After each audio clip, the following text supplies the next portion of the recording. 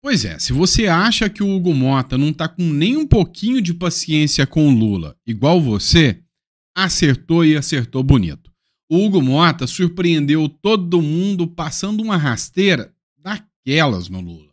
Eu vou te explicar qual foi essa rasteira que o Hugo Mota preparou, que pode até derrubar ministros da República. É, meu irmão, não tá brincadeira pra ninguém não, tá? Hoje é dia 25, quarta-feira. Esse é o nosso terceiro editorial do dia e tá repleto de informações, como essa do Hugo Mota aí. Outro ponto que a gente vai comentar aqui também é a balela que o Mauro Cid falou durante a cariação lá com o general Braga Neto e que veio à tona depois, né, da defesa justificar, né, isso tudo que está acontecendo, justificar essa mentira do Mauro Cid. O Braga Neto ficou revoltado com o Mauro Cid e você sabe quem que comemorou a censura do ministro Alexandre de Moraes? O Exército Brasileiro. É a cúpula militar, os generais, os comandantes comemoraram a censura do ministro Alexandre de Moraes. Enquanto alguns comentaristas de esquerda, como o próprio Maierovitch, dizia que o Alexandre de Moraes censurou ao não dar publicidade para a cariação do Mauro Cid e do Braga Neto, a cúpula militar comemorava. Mas por que dessa comemoração? Eu vou explicar para vocês. Outra questão. Lula acabou de ganhar um bolo de pastel de flango. Pois é, um bolo do Xi Jinping. Lula estava contando ver o Xi Jinping no encontro do BRICS, né? Mas eu acho que o Xi Jinping não está afim de ser visto com algumas figuras, não, né? Pois é, a gente vai falar sobre isso. Outro ponto. Brasil está sendo achincalhado no plano internacional. Tá passando vergonha em você. Não é novidade para ninguém, né? Afinal, o Lula, no plano internacional, é péssimo. No interno, também. O William Vac, lá da CNN, mas descascou o Lula daquele jeito que você já está acostumado. Afinal, estão pensando em destruir o Brasil economicamente. E aí, você vai ver o comentário do William Vac, que vale muito a pena a gente analisar, tá bom?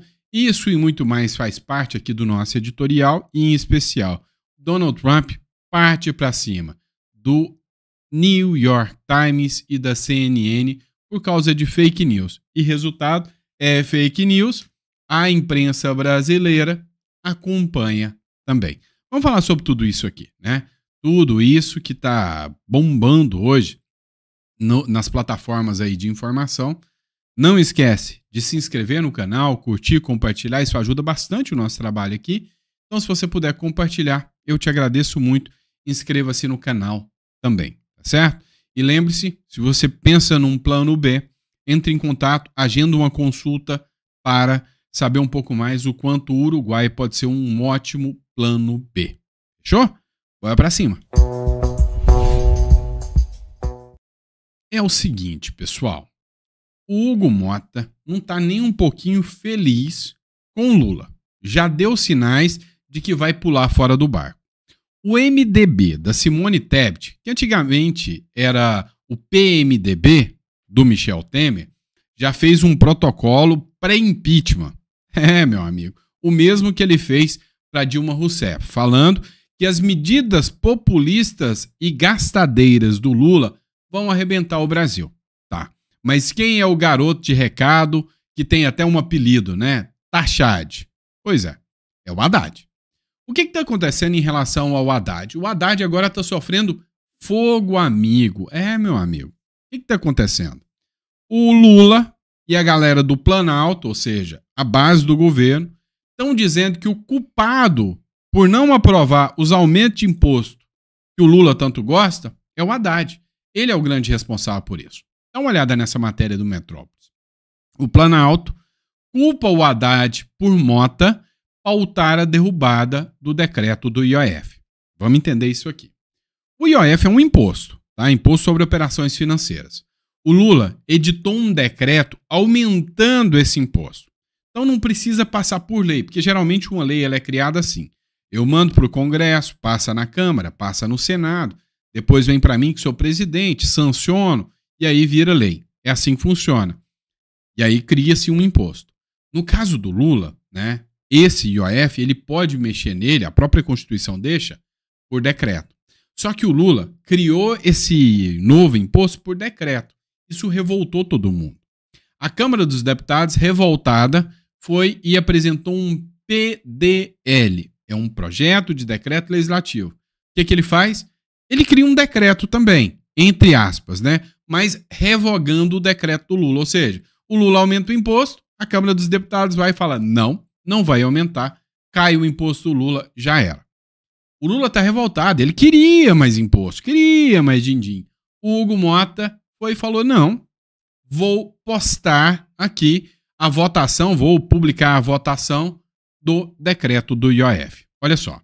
Surpreendidos com o anúncio do Hugo Mota, integrantes do Palácio do Planalto atribuem ao ministro da Fazenda, Fernando Haddad, a culpa pela decisão do presidente da Câmara de votar a derrubada do decreto do IOF nesta quinta-feira. Caramba! A culpa é do Haddad de aumentar o imposto e a culpa é do Haddad de deixar cair o imposto. Resumindo, ninguém gosta do Haddad. Nem você que é de direita e nem você que é de esquerda. Ninguém gosta do Haddad. E o Lula parece que já não está gostando mais. Então a chance do Haddad cair não é pequena, não. Agora, o que mais surpreendeu? O que mais chamou a atenção? O que parece pequenininho, igual o salário do trabalhador brasileiro, mas é grande, igual a vontade de gastar do Lula. O que aconteceu? O Hugo Mota acabou com o diálogo com o governo. Como que eu sei disso? Porque se os dois tivessem diálogo, o Hugo Mota tinha pego o celular ligado e falado, ô Lula, companheiro, eu vou derrubar imposto, então eu vou postar agora, tá? Eu sei que você não vai gostar, mas assim, entendo, eu tô sob pressão da Câmara e eu não vou conseguir segurar, mas eu tô postando agora. Era o que o Hugo Mota ia fazer. Ele não fez isso. Ele já laspou na cara.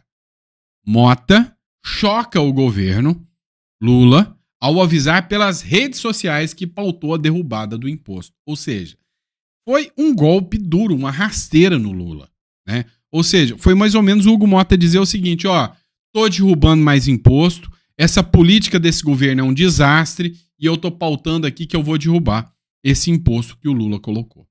Pois é, o governo Lula ficou surpreso e contrariado com a atitude do presidente da Câmara dos Deputados, Hugo Mota, de pautar para essa quarta-feira a proposta que deve suspender o decreto que elevou o imposto às operações financeiras. E o pior, e de avisar sua decisão pelas redes sociais, sem qualquer comunicado prévio ao Palácio. Isso é grande, gente. Não é pequeno, não. É grande, tá? Foi um pequeno detalhe que tem um grande resultado. A gente começa a perceber que o Hugo Mota já tá fechando aí, né, a cara pro Lula. Já não quer papo com o Lula e nem dialogar com a Gleisi Hoffmann, e nem com o Haddad, e nem com o Lula. Por que isso é tão importante, Sandro? É o homem que tem a caneta. Caneta para quê? Pro impeachment do Lula. Até o Lindenberg Faria se sentiu surpreendido, diz líder do PT, após Mota pautar a derrubada do IOF. Em sessão virtual? É um assunto sério demais para o país, afirmou Lindenberg. Tema vai à votação nessa quarta-feira. Ou seja, já está derrubado. Pode ter certeza que todo mundo já preparou para derrubar. E a sinalização é de que vai derrubar o decreto. Com o decreto caindo, o governo Lula fica mais sem dinheiro. Eles ameaçaram derrubar as emendas. E se derrubar as emendas, meu amigo, aí é que vai ficar prazeroso de assistir a briga desses caras. Vai ficar muito bom de ver. E aí dá até para sentir o cheirinho do impeachment, viu? Presta atenção. O Hugo Mota falou que talvez derrubaria o IOF. A Gleisi Hoffmann ameaçou, falou, se vocês derrubarem o IOF, eu vou cortar a emenda de vocês. Grana, bufunfa, din-din, faz-me rir, né? Você sabe que os deputados, entre o povo e o dinheiro, o que eles preferem? Responde para mim. Entre o povo e o dinheiro, o que os deputados preferem? Pois é, as emendas serão cortadas. E aí o que eles vão fazer? Vão retalhar o governo. Meu irmão, a briga tá ficando feia, tá nos bastidores e ninguém tá falando nada. Mas eu tô adorando ver essa briga. E você? O que você tá achando disso? Coloca no comentário que eu quero saber. Pois é, pessoal. Tem outro caso também que tá chamando muita atenção. É o Mauro Cid. O Mauro Cid fez uma cariação com o Braga Neto. Eu já expliquei para você já está virando doutor em direito. A cariação também é chamado de confrontamento. Tá, vamos lá. Quem que às vezes presta o depoimento ali e que é ouvido num processo? O réu e a testemunha. Não é isso? Tanto de defesa quanto de acusação. Mas vem cá. O réu fala uma coisa. A testemunha fala outra. Ou um réu, no caso de co-réus, tem muitos réus, fala uma coisa. Outro réu vem e fala outra coisa totalmente diferente. Um dos dois está mentindo. Você concorda com isso? Então, quando eu percebo que alguém está mentindo, eu coloco os dois frente a frente e falo, briguem. Mentira, não é assim não. Aí eu coloco os dois para confrontar para ver qual que mentiu. Pois é, teve o depoimento do Mauro Cid, tenente-coronel Mauro Cid, contra o general Braga Neto. O Braga Neto chegou, a hora que o Braga Neto chegou, o Mauro Cid não teve coragem de olhar nos olhos do Braga Neto, manteve-se com a cabeça baixa aos relatos de repórteres e os advogados que acompanharam a sessão. Um absurdo, porque não puderam gravar e não foi televisionado isso, tá? Não foi colocado ali na TV Justiça, deveria, um assunto muito importante. E aí, o Braga Neto chamou o Mauro Cid um monte de vezes de mentiroso. Teve uma hora que o Mauro Cid falou o seguinte, olha, eu recebi um pacote de dinheiro do Braga Neto, que era para bancar o golpe Tabajara. E aí eles falaram, você sabe o valor exato? Não sei. Você contou? Não. Então como é que você sabe? Ah, não, pelo peso da sacola. Você sabe me dizer quanto dinheiro tem pelo peso da sacola, sem nem saber o tipo de nota? Esquisito isso, né? Pois é. No STF, o Cid diz ter estimado o valor supostamente recebido por causa do peso da sacola, mas ele nem olhou o que estava dentro. Tá desse nível, tá? Durante a cariação no Supremo Tribunal Federal, o ex-ajudante de ordens de Jair Bolsonaro, o tenente-coronel Mauro Cid, afirmou ter estimado o valor supostamente recebido do general Braga Neto a partir do peso da sacola de vinho. Segundo o Cid, o dinheiro foi recolhido depois da reunião na casa do Braga Neto, né? Abre aspas. Indagado pelo advogado do réu, Braga Neto, se a sacola de vinho estaria lacrada ou aberta, o réu colaborador Mauro Cid reiterou que ela estava lacrada, ou seja, ele nem viu o que estava lá dentro. Estava lacrada. E, portanto, não chegou nem a ver o dinheiro ou se era dinheiro. Ainda respondendo ao advogado do réu, Braga Neto, o réu colaborador disse que teria calculado o valor aproximadamente pelo peso da sacola, mas que em momento algum ela foi aberta, informou na ata da acariação. É no mínimo esquisita essa história. Cá entre nós. O cara afirma que é dinheiro. Você viu o dinheiro? Não. Ele afirma quanto tinha. Você contou? Não. Pelo peso da sacola. Vem cá, né? Quem garante que não era vinho que estava lá dentro? Então, assim, são tantas falhas nessas falas do Mauro Cid, né? E não ter televisionado isso foi um tapa na cara da população que tem o direito ao princípio da transparência. Foi uma vergonha. Mas olha só, quem comemorou a censura? O Exército Brasileiro. Matéria da Andresa Matais, do Metrópolis. Cúpula militar comemorou a decisão de Moraes de proibir imagens de acariação. Meu amigo. Não passou despercebido entre os militares o gesto do ministro Alexandre de Moraes a proibir as imagens de acariação entre o general Braga Neto e o coronel Mauro Cid. Por quê? Porque essa acariação aconteceu agora, essa semana, né? Ontem, na verdade, lá no Supremo Tribunal Federal. E por coincidência, essa acariação aconteceu no mesmo dia que o alto comando do Exército reuniu em Brasília. Adivinha para quê? Para escolher os novos generais a serem promovidos em julho. Os depoimentos não foram um tema da reunião, mas o assunto não passou desapercebido. Porque se mostra duas figuras de alta patente, um tenente-coronel e um general, batendo boca, discutindo e mostrando o quanto o Exército Brasileiro se apequenou, ia ser muito feio promover generais justamente nessa hora. Havia uma grande preocupação, inclusive, entre os militares, de que expor um fato inédito da história militar, provocasse ainda mais desgaste à imagem das Forças Armadas, que representa uma demonstração pública de quebra de hierarquia e disciplina, que já envolvia, né, um tenente-coronel, que é o Mauro Cid, e um general, que é o mais alto posto do Exército, e um general altamente respeitado pelas Forças Armadas, o general Braga Neto, né? Então, assim, o Exército Brasileiro, outrora, foi uma das instituições mais respeitadas do Brasil. Antes de 2022, tinha muita gente aqui que acreditava que era a última barreira entre a liberdade e o comunismo. E aí, quando eu falei para vocês, vocês não sabiam de nada, inocente, que não era para acreditar no Exército, que não tinha que ficar na porta de quartel, vocês me xingaram. E hoje, a reputação do Exército tá, ó, igual o salário do brasileiro, né? Tá igual o dedinho do Lula, desapareceu, né? Então, assim, o Exército comemorar essa censura aqui, pra mim, né? Pra mim, uma situação um tanto quanto patética. Vamos lá. Outro ponto que nós precisamos falar. Eu acho que o Xi Jinping tá com vergonha de aparecer em foto do lado do Lula, né? Brincadeira à parte, o Xi Jinping desistiu de vir à cúpula do BRICS e mandou o primeiro-ministro. O líder chinês nunca deixou de participar de nenhuma cúpula. O Palácio do Planalto foi avisado que o presidente da China, o Xi Jinping, não deverá mais vir à cúpula de líderes do BRICS. O encontro, né, dos BRICS, que são os 5 originais, vão estar aqui, mais os agregados agora, que é China, Rússia, só gente boa, gente, só gente boa. China, Rússia, Brasil, Índia e África do Sul, tá?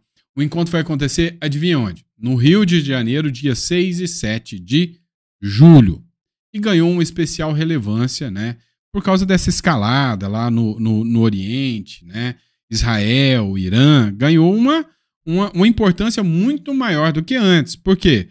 Porque tem que se saber de que lado os BRICS vão estar. A Rússia condenou a ação de Israel, a China condenou, o Lula também, né? Agora, o que acontece? O Xi Jinping não vai estar aqui. O Lula está querendo que adivinha quem? O Putin venha. Só que tem uma ordem de prisão no Tribunal Penal Internacional contra o Putin.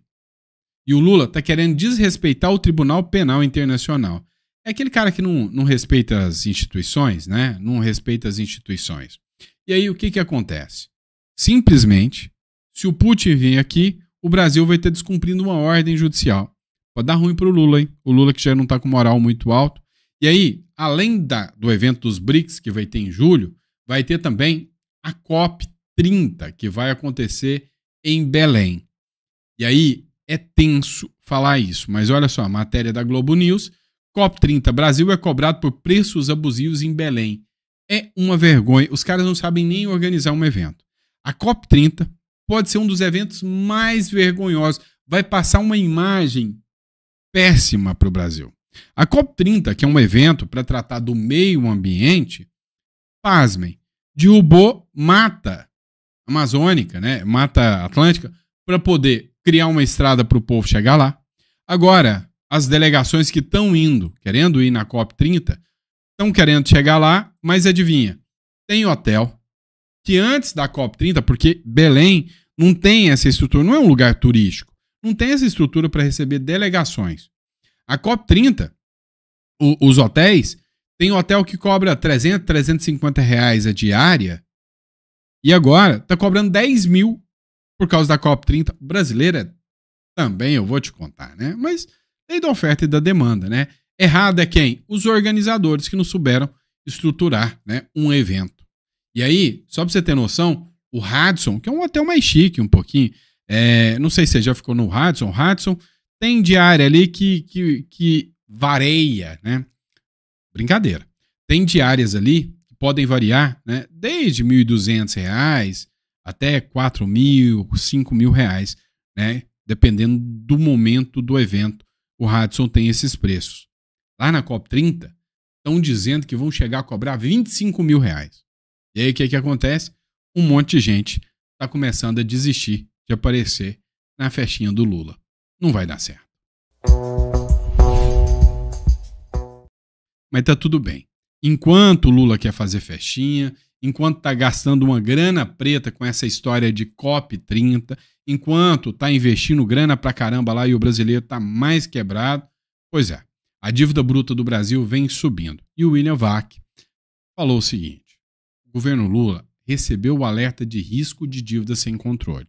Se o Brasil quebrar, não tem outro culpado. Não adianta culpar o Bozo, não adianta culpar os extremistas de direita e nem adianta vir jogar a culpa em mim falando que eu sou espalhador de fake news, não. Não vem com esse papinho, não. A culpa é só de uma pessoa, é do Lula. O problema é que ele põe em quem ele quiser, é dele, né? Mas é só o governo Lula é o responsável pela gastança que nós estamos vivendo hoje. Sempre é adequado comparar um orçamento doméstico com as contas públicas de um país, mas é possível quando se fala de dívida bruta. Você pode em casa chamar do que você quiser aquilo que você gasta. Você pode chamar de investimento social, você pode achar que é uma ajuda emergencial, você pode dizer que não é gasto, é auxílio para pessoas necessitadas, mas no final tudo vira a tal de dívida bruta. No caso do governo brasileiro, essa dívida está numa perigosa trajetória de subida. E segundo a instituição fiscal independente do Senado, como o nome indica, é uma assessoria do Congresso para questões fiscais de dívida, essa assessoria não é algum malvado em alguma consultoria econômica, talvez na Faria Lima, querendo falar mal do governo petista. Mas é essa instituição independente que afirma que o governo Lula III só fez aumentar a dívida bruta desde que assumiu e de maneira rápida. Qual a causa disso? A mais óbvia possível: o governo gasta mais do que arrecada. Agora, para fazer de conta que está equilibrando as contas, subestima despesas e exagera as receitas. Só que esse método está esgotado, alerta essa mesma instituição fiscal independente. E, por conta disso, encolheu violentamente tanto os gastos discricionários, são aqueles que não são obrigatórios, que o governo pode escolher o que quer fazer com o dinheiro, como encolheu a já reduzida capacidade pública de investimento. Mas a dívida bruta continua subindo. Deve ser maior que o PIB inteiro do Brasil daqui a 5 anos, um número considerado catastrófico para um país emergente como o nosso. No fundo, a melhor comparação devia ser com a lei da gravidade. Você pode dar o nome que você quiser para a lei da gravidade, mas se não respeitá-la, vai acabar esmagado por ela. Nem sempre... Pois é. Resumindo, o que o William Vac quis dizer aqui é que a gente tá tudo pi, né? Você sabe, era para sair um palavrão aqui. A gente tá ferrado mesmo. Essa é a realidade. Os caras gastam demais, só querem aumentar imposto, só querem enfiar mais imposto em você. E aí, quem paga a conta? É o otário aqui, enquanto o outro fica no hotel de luxo, enquanto o outro tem lençóis egípcios, enquanto a outra tem cabeleireiro, enquanto a gente se lasca. E eles fazem a farra. E Brasil, que ajeita. Vamos lá, mas você acha que o problema é só Brasil? Se enganou, tá? Dá uma olhada nisso aqui. Isso aqui é uma publicação do Donald Trump, tá? Matéria do Hoje no Mundo Militar, o presidente Donald Trump fez uma postagem dizendo que é fake news. Uma reportagem da CNN e outra do New York Times que falava que o ataque americano contra as instalações nucleares iranianas tinha falhado e que não destruiu alvo nenhum, né? O Trump disse que isso é uma mentira e que as instalações foram completamente destruídas. Agora, o problema é que essa guerra do Irã, essa guerra de Israel e a entrada do Donald Trump, ninguém sabe agora quem está falando a verdade ou quem está mentindo. Então, o Donald Trump admite que a CNN e a New York Times é uma baita de uma mentirosa. Só que, aqui no Brasil, a mídia está comprando essa ideia. Olha só, ao contrário do que disse o Donald Trump, ataque não destruiu o programa nuclear do Irã. Olha só o que ele disse. Segundo a inteligência da defesa dos Estados Unidos, as bombas não atingiram as instalações subterrâneas. Então, Tá aqui a imagem do antes e do depois. Segundo eles, não mudou nada. Então, parece até que nem teve bomba aí. Porque geralmente quando a gente vê bomba, a gente vê uma cratera, a gente vê um estrago. Dá para perceber que tem umas casinhas ali que sumiram e tal, mas segundo eles, não mudou nada não. Perdas nucleares foram mínimas. Urânio estocado também foi movido antes do ataque. Os planos para reiniciar as instalações foram preparados com antecedência e nossa estratégia é garantir que a produção e o serviço não sejam interrompidos. Foi o que disse o Mohammad Eslani, chefe da Organização de Energia Atômica do Irã. Então vem cá entre nós, né? Alguém está mentindo. De um lado, Donald Trump fala, a gente destruiu tudo sim. Do outro, a mídia dá atenção para o chefe da Organização de Energia Atômica do Irã. O que a gente tem que ter em mente aqui quando a gente observa essa narrativa, né? Tudo isso. O Irã, né, estava comemorando a destruição, e passou em mídia estatal, a destruição total de todas as bases que eles atacaram dos Estados Unidos. Passou um míssil e caiu no meio do nada. Alguém está mentindo nessa história. Dá uma olhada nisso aqui. Teve um vídeo também circulando de que eles falaram que um general civil, né, um general tinha sido morto com alguns civis, e depois de um tempo tem um vídeo dele circulando. Ou seja, não sei, dá a impressão de que acreditar no Irã é mais complicado. Matéria da CNN Brasil, que é a acusada de fake news pelo Donald Trump.